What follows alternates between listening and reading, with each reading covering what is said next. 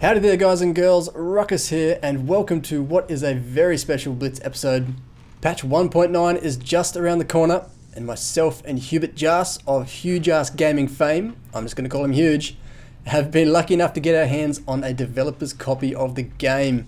And contained within is all manner of wonder, including a full list of vehicles in-game at the moment and some that haven't been released yet.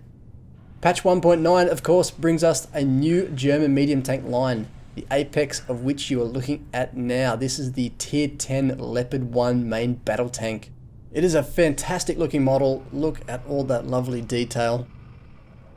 The Leopard 1 was a post-war design, developed in the 50s and 60s. It saw extensive service all around the world, including my very own Australia.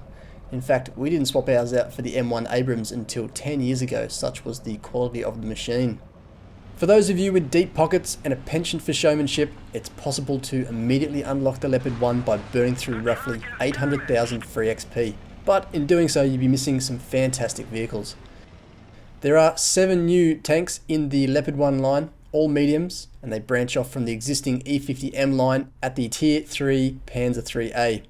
The new toys you'll have to play with include 2 early World War II era PZs, the Pz.III and the Pz.III/4, 2 mid-war era VKs, the 3001D and the 3002D.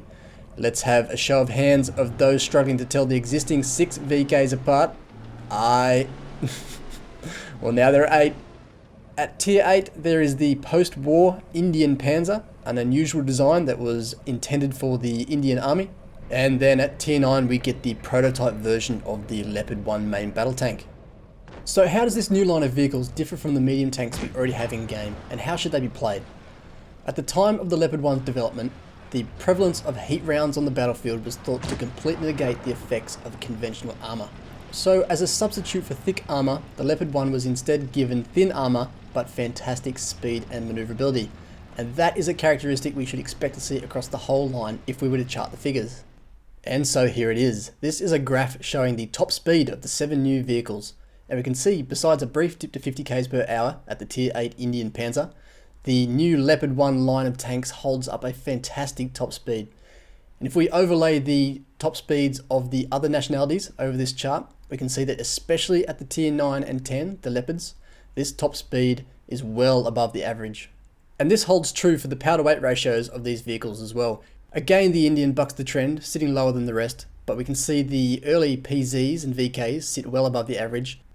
And the Leopard series should prove to be the most mobile high-tier mediums in-game on release. Make no two minds about it though, they will be difficult tanks to play. A quick lineup of the 2 extremities of this line shows that the Leopard at Tier 10 is in many ways not as well armoured as the Tier 4. This is going to make it very difficult to play. You're going to have to make sure that you are proficient in the use of terrain as cover, it will be your armour, and that you make sure to always keep your enemies at arm's length. The lower tiers of this line are less specialised than the Leopards and are better general purpose vehicles that should be a lot of fun to play. This is the Tier 5 Pz.III/4. It was a 1941 design that was intended to merge the better aspects of the Pz.III and Pz.IV vehicles.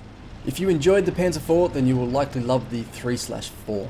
It's faster, more powerful, more manoeuvrable, has more effective frontal armour and excellent side armour too. Upgunned, it mounts exactly the same 7.5cm L48 as the PZ4, although it cannot mount the stubby 10.5cm derp gun. It also has a slightly reduced health pool and view range over the PZ4, and no spaced armour around the turret. But with its high manoeuvrability and reliable gun, I think this will be a popular vehicle.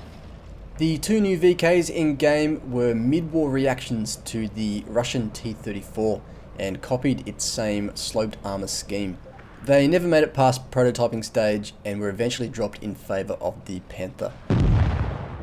This is the Tier 7 VK3002D. It has an excellent health pool, powerful engine, great top speed, and a reliable frontal armour scheme. Its 8.8cm L56 top gun has a great DPM output and high alpha damage per shot.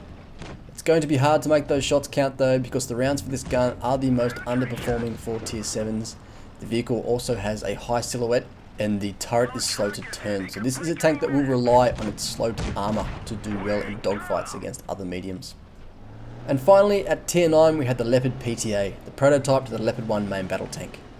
The success of this vehicle will depend highly on a player's ability to utilize its excellent top speed and maneuverability to always dictate the terms of each engagement it enters. If you can keep your enemies at a distance and never let yourself get pinned down, you will be able to put to use the excellent L7A1 gun, which features high accuracy and amazing penetration values, whilst at the same time minimizing the downsides caused by the vehicle's complete lack of armor. And that is a wrap from me, guys. For a closer look at the vehicles I've skipped over here, those are the Pz.III, the VK3001D and the Indian. I highly recommend you head over to HughJass channel as he'll be covering them in more detail. Links in the description. So thanks for watching, good luck in game, and I'll see you all in patch 1.9. Peace.